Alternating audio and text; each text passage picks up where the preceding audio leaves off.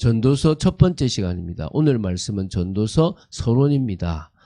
전도서 12장 1절 2절 말씀을 합독하고 오늘 전도서 서론에 대해서 보도록 하겠습니다. 그러면 전도서 12장 1절 2절 2절 말씀을 한 목소리로 합독하도록 하겠습니다. 너는 청년의 때에 너의 창조주를 기억하라. 곧 공고한 날이 이르기 전에 나는 아무 낙이 없다고 할 해들이 가깝기 전에 해와 빛과 달과 별들이 어둡기 전에 그 뒤에 구름이 다시 일어나기 전에 그리하라.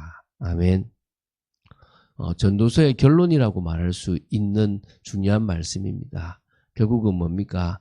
헛된 걸로 시작하지만 그 헛된 인생을 바꾸는 것은 여호와 하나님을 바라보고 여호와 하나님을 온전히 찾고 창조주를 기억하고 그분을 바라보는 것밖에 없다는 사실을 우리는 기억해야 될 줄로 믿습니다.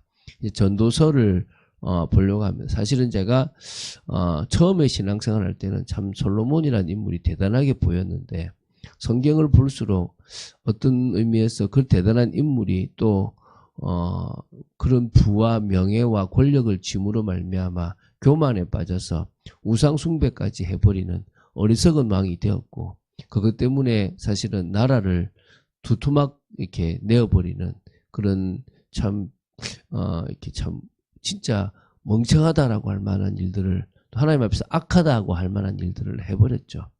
그런데 결국 이 전도서가 결국은 그래도 역시 솔로몬은 하나님께서 정말 기뻐하시는 사람 중에 들어갈 수 있겠다라고 말할 수 있는 부분이라고 봐요. 어떤 의미에서는 이 전도서를 통해서 그런 헛된 인생을 살았던 나 자신이 여전히 나는 주님밖에 없다라고 고백하게 되는 부분이지 않을까 생각이 되는데요. 이 전도서를 보면서 우리 인생에 아직도 추구하려고 하는 헛된 것들 그런 것들이 있다면 주님 앞에 내려놓는 축복의 저희들이 되어야 될 줄로 믿습니다. 자, 일단 전도서 핵심 정리를 좀 하겠습니다. 제목부터 보면요. 진리를 전하는 책이다라는 의미에서 전도서라고 이름을 하게 되는데요.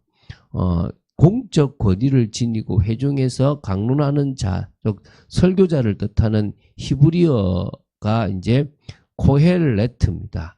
그것을 번역한 게 전도자가 됩니다. 그래서 우리는 전도서라고 이렇게 우리가 이름을 붙이게 되었습니다. 구약의 헬라어 성경인 70인역은요. 에클레시아스테스라고 이렇게 이걸 번역하고 있고 그래서 영어 성경이 이렇게 그렇게 이름이 불러져 있다고 합니다. 저자는 뭐 이를 잘 알고 있지만 다윗의 아들이면서 하나님으로부터 신적 지혜를 받았을 뿐만 아니라 온갖 세상사를 다 경험한 노년의 이스라엘 3대 왕 솔로몬으로 보고 있습니다. 1장 1절에도 나오고 12장 9절에도 나온다고 보시면 됩니다. 이 책이 기록된 연대는요. 이 전도서는 솔로몬이 노년에 이르러 죽음을 바라보면서 자신의 생을 되돌아보며 자신의 지혜 문학적 전통에 따라 행한 어떤 강화 설교 성격을 지니고 있는 부분으로 보면 됩니다. 그런 의미에서 그의 생애 말기인 한 BC 한 935년경쯤에 기록되었지 않나라고 추정합니다. 그런 의미에서 이 전도서를 보면서 그렇게 타락했고 그렇게 교만했던 솔로몬이 역시 하나님 앞에 다시 겸손하게 설 수밖에 없었구나를 바라보게 되는 것 같아요. 자, 수신자는요. 솔로몬이 이스라엘 왕으로서 전도서를 기록할 당시에 그 이스라엘 백성들이 수신자라고 보시면 되겠죠. 그러나 좀 더 궁극적으로는 인생의 근본적인 문제인 허물을 미처 깨닫지 못한 자 이런 자들도 사실은 이 전도서의 이런 수신자가 될 수 있고요. 인생의 허무로 번민하는 만세대의 모든 사람들에게도 사실은 이 책은 사실은 엄청나게 중요한 의미를 가지고 있다고 보입니다.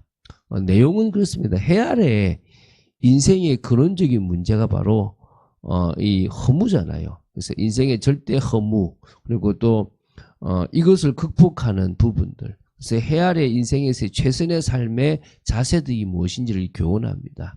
우리는 여호와 하나님, 창조주 하나님을 바라볼 수 있다는 자체가 얼마나 감사합니까? 나이가 들어서 죽기 전에 청년의 때에 우리의 후대들이 청년의 때에 여호와 하나님을 경외할 수 있게 되길 바랍니다.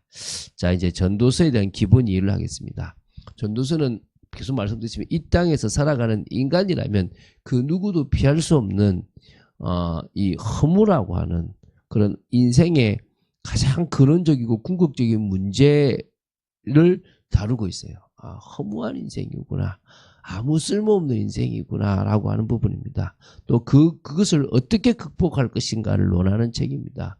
세상 방법으로는 극복할 수 없습니다. 하나님을 만나야만 극복할 수 있겠죠. 전도서는 이 전도서를 기록한 솔로몬은요, 자신이 1세를 풍미한 이스라엘 최전성기인 왕이자 지혜자였다라는 부분에서도요, 오히려 그 누구보다 더 뼈저리게 부딪힐 수밖에 없었던 인생의 그 허무한 실세를, 그러니까 그런 실상을요, 사실은 이렇게 지적할 수밖에 없습니다. 근데 이게 혼자 하는 게 아니라 결국은 이게 그냥 그 말만 하는 게 아니라 여러 사례들을 거듭 제시하면서 인생은 허무하다.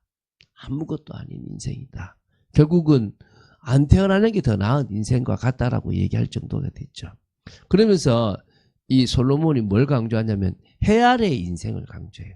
그러면 해 위에 어떤 그런 부분도 있겠는데 어쨌든 해 아래의 인생을 이야기하는 겁니다. 한계와 덫이 없다라는 부분들이 있겠죠. 해 아래의 인생은 태어남과 죽음 사이의 간격이 너무나 짧고 유한하기 때문에 아무리 그것이 임금이나 부자 또 심지어 지혜자의 삶으로 극대화되고 이상화되었다 할지라도 결국 허무한 것일 수밖에 없다라는 것을 보여줘요. 그래서 동시에 해 아래의 인생과 대비되는 허무한 인생과 대비되는 해 위의 존재이신 뭐죠? 절대자 하나님과의 만남이 결국 구원이고 그것이 허무한 인생을 극복할 수 있는 유일한 답이다라는 것입니다. 그래서 우리는 해 아래의 인생인 우리가 해 위에 있는 존재이신 창조주 하나님을 만나야 된다라고 하는 부분에서 상당히 중요한 어떤 그런 이 전도서가 전하고 있는 메시지가 있습니다. 자, 해를 기준으로 해 아래와 해 위의 것을 구분하고 있지 않습니까? 해 아래에 살아가는 모든 인생은 온갖 질고에 휩쓸려 허덕이다가 그나마 짧은 순간에 사라지는 허망한 인생이다라는 것을 말해줍니다. 그러나 해 위에 계시는 하나님은 자존하시고 절대자이시고 우주와 인생을 지으시고 인간의 심령의 영혼을 사모하는 마음을 주신 분이십니다. 또 마침내 인생을 심판하시고 선인과 악인 모두를 구분해서 그에게 합당한 삶을 영원히 살도록 부여하시는 분이십니다.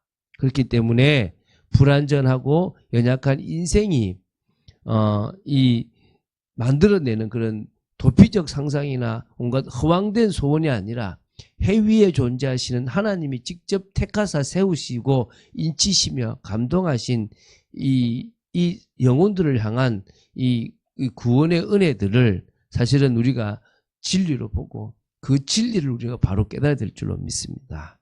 자, 그리고 해 아래의 인생이 그 자체로서 절대 허무한 것이 사실이듯이 인생이 해 위의 존재이신 하나님과의 관계를 통하면 모든 허무를 극복할 수 있다.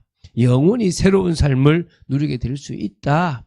이게 정말 전도서가 전하는 중요한 메시지라는 사실을 기억해야 될 것입니다. 자, 또 한 번 더 깊이 좀 생각할게요. 해 아래 세상과 해 위의 차원 모두에서 인생의 실상을 좀 이렇게 세상 각성한 자로서 누굽니까? 솔로몬. 우리는 어떻게 살아가야 할 것인가 하는 이 자연 발생적 물음에 대해서 솔로몬은 답변하고 교훈해 주는 것이 바로 이 전도서입니다. 너무나 지혜롭지만 자신의 인생이 허무했고 창조주 하나님을 만나지 않고서는 안 된다라는 부분들을 우리는 바로 봐야 될 줄로 믿습니다. 그래서 우리가 이 부분을 통해서 정말 조금 더 많은 부분들을 생각해야 됩니다. 자, 다시 정리하겠습니다. 그 세 가지죠. 해 아래 인생이 절대 허무의 문제를 우리는 이 전도서를 통해서 알아야 될 줄로 믿습니다. 두 번째는 해 위의 절대적 존재이신 창조주 하나님, 그래서 생명과 축복의 근원이신 하나님과의 관계 정립을 통해서 해 아래의 인생의 허물을 극복할 수 있고 또 소망을 가질 수 있다는 부분들을 기억해야 될 것입니다. 세 번째는 그 자체로서는 절대 허무하면서도 유한하지만 동시에 영혼에 이르는 과정이 바로 인생입니다. 그래서 창조주 하나님을 만나야 되기 때문에 그분을 만나는 것이 최선의 자세고 또 자족이고 희락이라는 사실을 우리는 기억해야 될 줄로 믿습니다. 자, 이제 전도서의 내용 구조를 좀 보겠습니다. 자, 전도서는요, 시작하는 말과 끝맺는 말, 그러니까 도입부와 종결부라고 있고요. 그 사이에 본론부가 있는데요. 이 본론부가 4중강화가 되어 있습니다. 그러니까 도입부 제1강화, 제2강화, 제3강화, 제4강화, 그리고 이렇게 종결부로 되어 있다고 보시면 됩니다. 크게는 뭐요? 도입부, 본론부, 종결부인데 이 본론부가 제1강화부터 제4강화까지 되어 있다고 보시면 됩니다. 그래서 이 각각 그 양상이 조금씩 다르고 강조점도 이 본론부는 좀 다릅니다. 그러나 기본적으로는 해 아래의 인생은 허무하다. 그것을 각 사례를 통해서 거듭 강조하고 있습니다. 그래서 비탄적인 부분이 있고요. 또 그것을 또 이렇게 뭡니까? 이렇게 극복하는 최선의 삶에 대해서 교훈해주는 교훈부가 있습니다. 그래서 이 1강화부터 4강화까지는 비탄부와 교훈부가 이렇게 좀 섞여 있는 부분들이 있습니다. 그걸 우리가 이제 찾아서 허무한 인생이다. 아무 가치 없는 인생이다. 그래서 우리는 누구를 바라봐야 된다? 창조주 하나님을 바라봐야 된다라고 결론 맺고 있다는 것이 이 전체적인 부분인 걸 기억해야 될 줄로 믿습니다. 그런 의미에서 이것을 깨달을 수 있다는 자체가 은혜고 복입니다. 아무리 뛰어나도요. 예수 믿는 게 얼마나 어려운지 아세요? 조금 착하게 살아갈 수 있고 조금 바른 길을 가려고 노력할 수는 있어요. 그러나 그것은 한계에 부딪힐 수밖에 없잖아요. 그런데 우리는 뭘 알았습니까? 하나님이 은혜를 주셔서 하나님을 알 수 있습니다. 하나님을 믿게 되었습니다. 그리고 우리 인생의 허물을 극복하는 진정한 해답이신 예수 그리스도를 통해서 창조주 하나님을 만나고 누릴 수 있는 겁니다. 이게 얼마나 큰 축복입니까? 오늘도 성령의 역사 속으로 들어가는 저희들 되게 하시며 하나님 주신 지혜와 명철로 승리하는 저희들 되기를 원합니다라고 기도하는 여러분 되시기를 주 예수 그리스도 축원드립니다. 주는 그리스도시요 살아계신 하나님의 아들이심을 고백합니다. 말씀 따라가는 축복 속에 저희들을 지켜주시고 인도하여 주시옵소서. 오늘도 믿음 속에 저희들이 있기를 원하며 말씀 속에 있기를 원합니다. 사랑합니다. 은혜 속에 있도록 저희들을 지켜주시고 역사하여 주시옵소서. 주 예수 그리스도 이름으로 기도드립니다. 아멘.